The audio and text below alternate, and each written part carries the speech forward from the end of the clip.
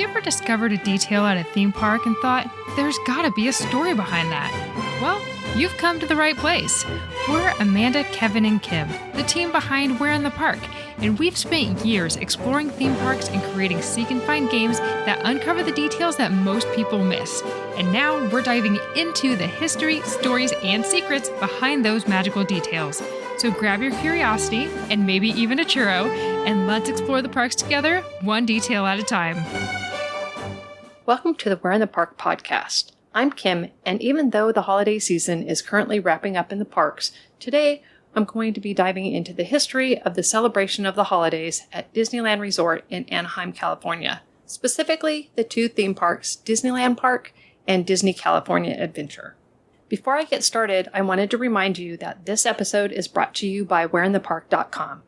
Get ready to explore more of your favorite theme parks with our self-paced seek and find card games that highlight the details in the park's theming. Use promo code PODCAST10 to save 10% on your next adventure, including all 6 Disney parks across the United States. We also have digital games for Downtown Disney and Disney Springs. As a podcast listener, you can claim one free digital game for either of these locations or any of our other digital games by using the code WITP Digital. Also, to see the photos I will be covering in today's episode, check out our blog at whereinthepark.com/podcast. The links to everything are in the show notes below. So now, let's get on with the show. There is so much holiday history across Disney parks, here in the U.S., internationally, and even within the Disney Resort hotels. Trying to cover everything in one episode would mean we're just skimming the surface, and we don't want to do that. So today, I'm slowing down and going deeper. This episode focuses only on Disneyland and DCA, how its holiday traditions began, how they evolved, and how they became some of the most beloved seasonal experiences in theme park history. The research we've done on Walt Disney World, the international parks, and the resort hotels isn't going anywhere. Those stories deserve their own spotlight, and we'll be saving them for dedicated episodes in future winter seasons. Most of the research for this episode came from the book Holiday Magic at the Disney Parks, Celebrations Around the World from Fall to Winter, by Rebecca Klein, Graham Allen, and Charlie Price. I highly recommend this book, not only because it came straight from Disney historians, but because the photos from the holidays over the years are fantastic. I have our affiliate link to the book over on our Park Essentials page on our website, whereinthepark.com. And one more thing before I dive in, because this is part of our philosophy here at We're in the Park, a lot of us know what happens at the parks during the holidays, but what we love is to explore the when and the who. Every tradition exists because of a specific moment, a creative decision, and the people who brought it to life. So, as I move through today's episode, you'll hear me group traditions by how they evolved rather than strictly by year, because many of Disneyland's holiday ideas were developing at the same time, and seeing how they grew together tells a clearer story. So, as you probably know, Disneyland opened July of 1955, and almost immediately the park began experimenting with seasonal celebrations. That very first fall, guests encountered something ambitious: the Mickey Mouse Club Circus in Fantasyland. This wasn't just decor, it was a full production. On Thanksgiving Day, November 24th, 1955, Walt Disney himself and actor Fess Parker served as grand marshals in the parade that ran from Main Street, U.S.A. to the circus tent, which was located where It's a Small World is today. Disney legend and lead Mouseketeer Jimmy Dodd acted as the ringmaster. Mouseketeers from the soon-to-debut Mickey Mouse Club television show danced and sang alongside Disney characters to the songs like When You Wish Upon a Star, Jingle Bells, and March of the Toys. Professional circus acts performed with live animals under the massive big top, and even Santa Claus made an appearance. But despite all that effort, the event only lasted one season, as guest feedback revealed they didn't want to come to Disneyland to just sit for a 2-hour show. They came to experience the park itself. That insight would shape how Disney approached holidays moving forward. The circus tent was eventually moved to Holidayland, which was an area outside of the park. Inside Disneyland, holiday decor became more subtle, with garlands, wreaths, and accents that enhanced the park instead of overwhelming it. And while the Mickey Mouse Club Circus was the most ambitious holiday experiment that first year, it wasn't happening in isolation. While large-scale productions like the circus came and went, Another holiday tradition was starting to take shape, one that would grow year after year. Also in 1955, Disneyland began hosting seasonal vocal performances near the bandstand, which was renamed to the Christmas Bowl during festivities because of the white flock trees surrounding it. This location is where the Fantasy Fair is today. More than 250 guest choirs performed during the park's 39-day Christmas festival. The performances would take place in different locations around the park. For example, on November 25, 1955, a 300-person choir sang from the steps of the Disneyland Railroad Station in Town Square, joined by Dickens carolers and the Disneyland Band. By December 22, 1957, the scale had grown dramatically. Immediately following the Christmas Around the World parade, 900 singers from 9 choirs walked the procession from Fantasyland through Sleeping Beauty Castle. The crowd was so large that the route had to be shortened and mid-production adjustments needed to be made. That next year, in 1958, the evolving tradition received its official name, the Candlelight Processional. That year marked several firsts. The event ran for 5 consecutive nights, introduced nighttime performances, and featured star carriers, which were the Disneyland tour guides who walked alongside the choir from City Hall towards Central Plaza. On Christmas Eve that year, a daytime performance highlighted an all-youth choir. In 1959, adult and youth choirs were integrated together, and on December 22nd, a staggering 2,574 carolers participated, a record that still stands today. In 1960, the processional moved back to Town Square, where bleachers improved sightlines, and a celebrity narrator was added for the first time. Actor Dennis Morgan became the inaugural narrator, beginning a tradition that continues to this day. That same year also introduced the Living Christmas Tree, which, if you've never seen it before, involves a tiered platform that tapers towards the top, in which choir members in green robes stand to form a tree, while a star tree topper rises above the top tier. That first year, the tree was made up of students from Western High School's a cappella choir under the direction of Alexander Incheff. That choir would continue to perform as the Living Christmas Tree for 21 years until Incheff's retirement in 1981. The following year, the newly formed Disney Employee Choir, made up of volunteer cast members, took over, a role they still proudly hold. Much of the processional's musical legacy is shaped by Dr. C. Charles Hurt of U.S.A, who directed the choirs well into the 1970s. And since 1998, the processional has been under the direction of Nancy Sulihian. Apart from a brief run at Fantasyland Theater from 1999 to 2004, the Candlelight Processional has remained in Town Square since 1960, a living tradition rooted in Disneyland's earliest holiday experiments. And while candlelight was becoming the emotional anchor of the season, it wasn't the only holiday idea evolving during this time. In that same late 1950s window, Disneyland was experimenting with something far more kinetic: holiday parades. You may remember earlier when I mentioned that Disneyland was already exploring international celebrations during this first holiday season, and this is where those ideas fully came to life. Events like Christmas in Many Lands and the Parade of All Nations featured international performers and live animals. These celebrations laid the groundwork for how Disney would approach global holiday storytelling for decades to come. In 1960, props from the upcoming film Babes in Toyland replaced the Parade of All Nations, introducing oversized toys, including the iconic toy soldiers that still march through Disneyland's holiday parades today. Then came 1965, Disneyland's Tencennial Holiday Festival, to celebrate the park's 10th anniversary. This year debuted Fantasy on Parade, which proved to be so popular that it returned annually through 1977. And yes, this is also the year guests witnessed one of Disneyland's most unexpected holiday spectacles: an actual jet-powered flying man soaring down Main Street, U.S.A. twice daily, down through Frontierland and landing on a raft on the rivers of America. You know, for the holidays. In 1977, the Very Merry Christmas Parade debuted at both Disneyland and the Magic Kingdom. At Disneyland, it was reimagined in 1995 as a Christmas fantasy parade, blending classic floats with refreshed music and storytelling, an evolution that still continues today. And as we're recording this in 2025, it just celebrated its 30th anniversary.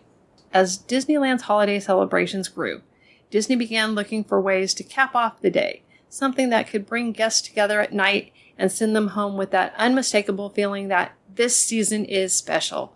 One of the most powerful ways to do that is with fireworks. While Disneyland experimented with the holiday fireworks as early as 1961 during the Christmas in Many Lands celebration, the modern emotional blueprint didn't fully take shape until the turn of the millennium.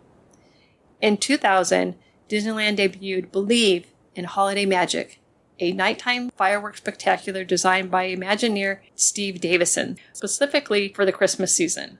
This show didn't just reuse existing fireworks with holiday soundtrack. It was built from the ground up as a seasonal finale. Set to a sweeping musical score, Believe in Holiday Magic blended classical music melodies with narration centered on belief, memories, and togetherness. And in a moment that instantly became iconic, the finale featured gingerbread-scented snowfall drifting down Main Street, USA, turning the park into something that felt truly magical. And just so you know, that snow on Main Street, which is often referred to as Snope because of its soapy appearance, is actually trademarked as evaporative snow by the company Snowmaster Evaporative Snow Systems, Inc., which is owned by parent company Global Special Effects. It was invented by a former stage magician named Francisco Guerra, who created the snow effect for his magic show and founded the Snowmaster Company in 1992. Disney uses Snowmaster machines provided by a company named Zigmont Magic FX. What made Believe so impactful wasn't just the fireworks and snow, it was how all the elements worked together. The music, lighting, scent, and story. It was a reminder that Disney doesn't just design shows, it designs feelings. The show has been performed every holiday season since its debut, except for in 2005 when Remember, Dreams Come True continued to play for the park's 50th anniversary, and in 2015 when Disneyland Forever was shown instead during the park's 60th anniversary. And standing at the heart of all of it was one of the simplest, most powerful holiday symbols of the park. For many guests, the first true sign that Christmas has arrived at Disneyland isn't a parade or a show. It's the tree. The towering Christmas tree in Town Square has welcomed guests for the holidays for decades, and for many years, these trees were constructed of multiple trees sourced from the Mount Shasta area in Northern California. Hundreds of additional branches were added to create fullness, reinforced for wind, treated with fire retardant, and then carefully decorated. Over time, the scale of the tree evolved dramatically. In the 1980s, the Disneyland tree featured around 600 lights and 700 ornaments. By 1997, that number had grown to 5,000 lights and 2,000 ornaments. In 2005, the tree was adorned with 5,000 gold ornaments, with amber lighting chosen to celebrate Disneyland's 50th anniversary.